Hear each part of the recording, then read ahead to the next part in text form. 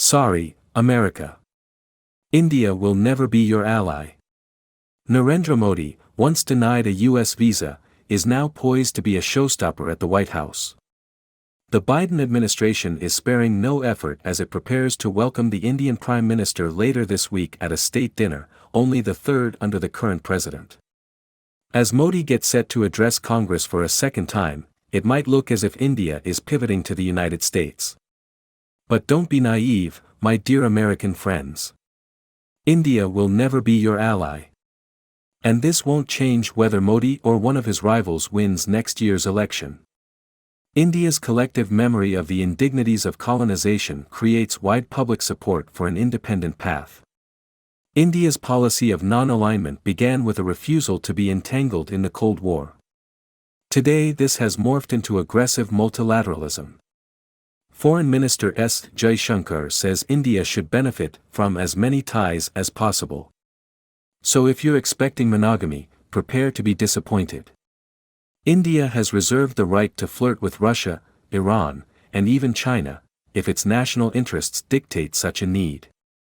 After the 9/11 attacks, Washington asked New Delhi to dispatch troops to Afghanistan.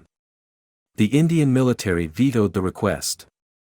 When the United States invaded Iraq in 2003, then Prime Minister Atal Bihari Vajpayee withheld military support despite pro-US Indian media urging him to get on the right side of history, a phrase often used today in the context of the Russian-Ukraine conflict.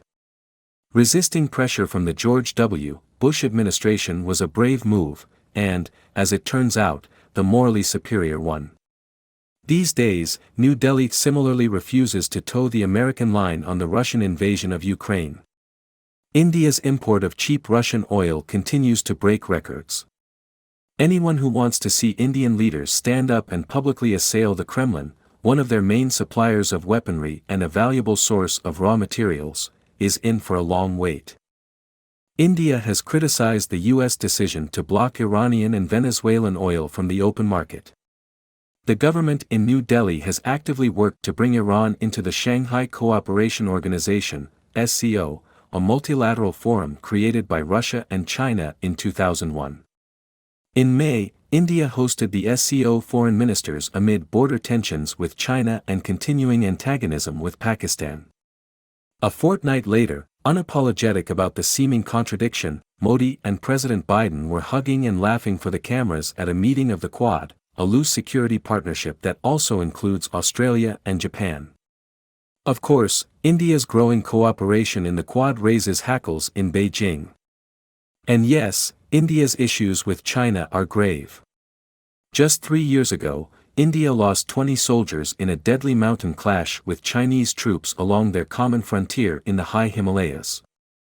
But don't think for a moment that India will take its cue from America on China. New Delhi wants to manage the relationship on its own terms. Indians have held 18 rounds of talks with the Chinese to resolve the border dispute. Meanwhile, India remains a key participant in the Beijing-backed Asian Infrastructure Investment Bank. As a founding member, India holds the second-largest number of voting shares after China, which at 30% effectively enjoys veto rights. There's no question that the United States and India have much in common. They are both open and argumentative societies. Diversity is the strength of both nations. Even so, it's not the romance of shared values that is bringing the two countries together. It's the reality check of geopolitics. India will agree that there is a strategic and urgent need to contain the spread of China, which is already throwing money at smaller countries in South Asia, Nepal, Sri Lanka, Bhutan, to buy influence. China is also flexing its muscles in the Indian Ocean, New Delhi's strategic backyard, and the broader Indo-Pacific region. But let's not confuse strategic cooperation for a long-term alliance. In a multipolar world, India will look to be a pole, not an exclusive partner.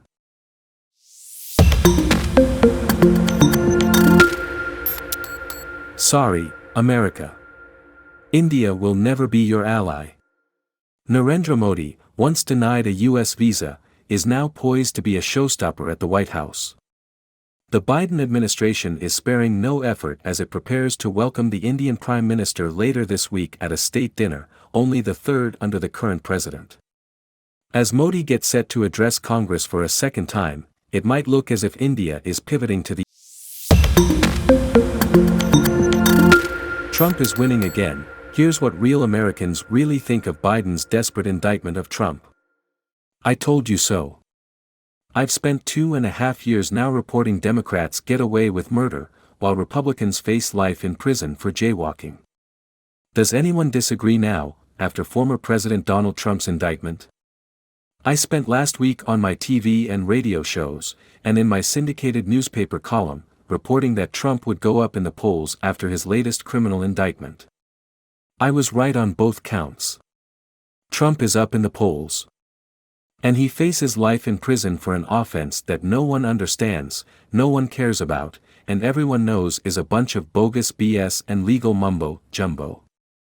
The latest CBS poll, after the latest indictment, puts Trump over 60% in approval, and up by almost 40 points over his nearest GOP rival, Florida Governor Ron DeSantis. Trump is running away with the GOP presidential nomination.